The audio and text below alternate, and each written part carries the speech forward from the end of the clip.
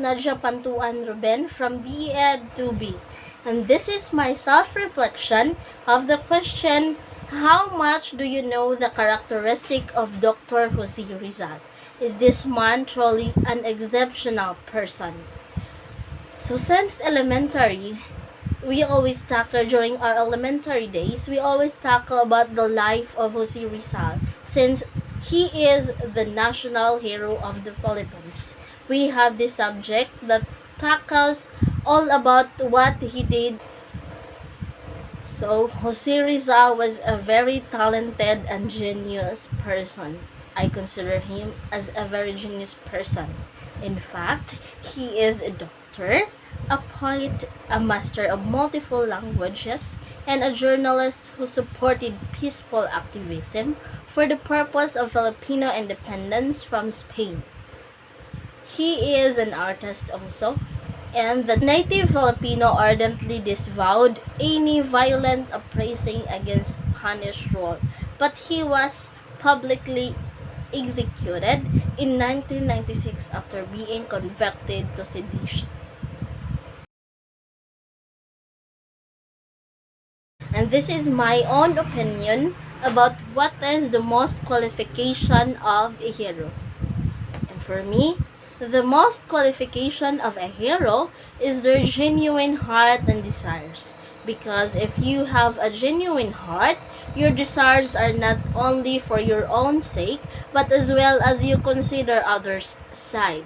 If you have a genuine heart, you are willing to sacrifice yourself just to help others who in need of help, and even you sacrifice yourself for the goodness of your country. And this is the qualification of a hero for me.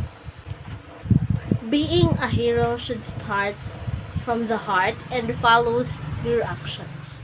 That's a hero for me.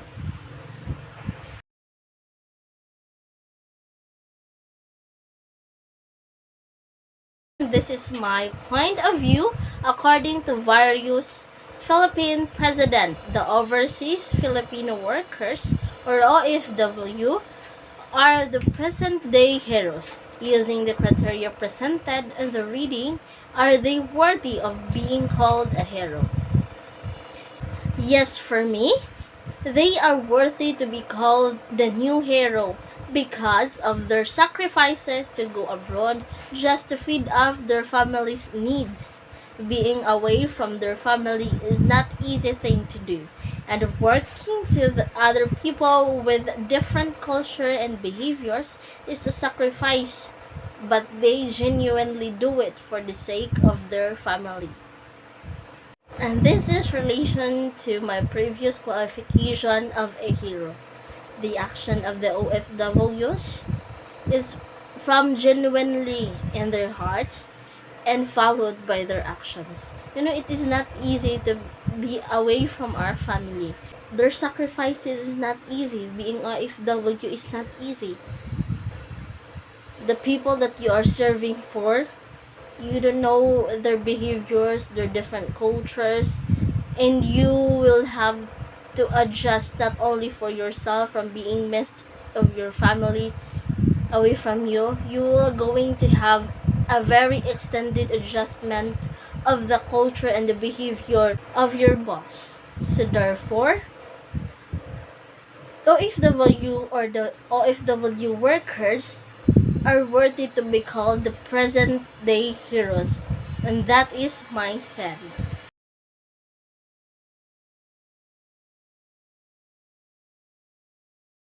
And the question that I'm going to answer is, how important is education to you? So education is very much important for me, since this is much relatable for me, since I am a working student from elementary until first year college, I think, and I found it very important, or I found the significance of education in my life. I strive hard to get my education continue, or to get my study continue, because I believe that education can conquer or can change my situation or myself, because I came from a very poor family, and they cannot able to send me to school since I was elementary until now. I believe through education I can achieve a beautiful future that ahead of me. I believe that through education I can change the world for me and for my family. And I am getting emotional, I'm sorry. I believe that through education, if I can be able to continue and achieve my diploma, I believe that I can be able to raise my family from the poverty. Because all my life I always wanted to be more than a farmer, because my family is a farmers. I grew up with farming, so I believe I can achieve more than that, and through achieving the sustainable job for me, I can be able to help my family. That is how important education for me. That is why I'm still striving. Even if there are a lot of struggles in my life in the way of my study, I have been through so much. I've been cried, I've been so stressed, I've been in anxiety, but God give me all the strength, step one by one in achieving my dreams, and that is how important education for me. I give my full value of education in life.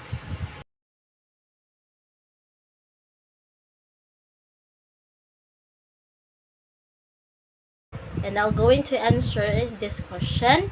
If you can have an opportunity to choose where do you want to stay during the last days of your life, who were the people you want to be with you, and how will you spend this precious time with them? If ever I have the opportunity to choose, I will spend my last days of my life in the church, because I want to meditate. I want to pray for the forgiveness of my sins. I want to have the last days of my life in serving God and together with my family. I want to spend my last precious time in the church with my whole family and my friends, because I want the last days of my life become memorable, not only for my family and friends, but as well as to the Almighty God. I want to spend my last days of my life in the church, because I want to serve. I want to offer my last days of my life to Him, because He is the creator and He is the owner of my life. I just we all we all just borrowed our life to Him. So that is the things that I want to do in my last days of life.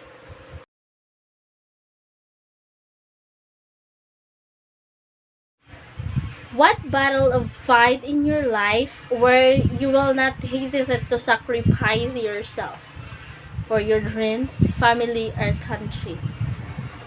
So I believe I will stick to what battles of life that are sacrificed for my dreams and for my family. So I was born in a family who are all farmers. I came from a family of poor of the poorest, and they have their beliefs that education is not necessary at the end of judgment day, because it is not the education to judge with, it is what you do in your life and how you fulfill your lives here in this material world. That is their belief. So I have to sacrifice my family and beliefs. I have to sacrifice myself. I for my study, for my dreams. I was looking for during my elementary, when I was in grade 3, I was looking for someone who can able to send me to school, and in return I'll going to do all their household chores. At a young age, in God's grace, I found someone who is willing to help me in sending school, and in return I'll do all the household chores of their life, of their house together.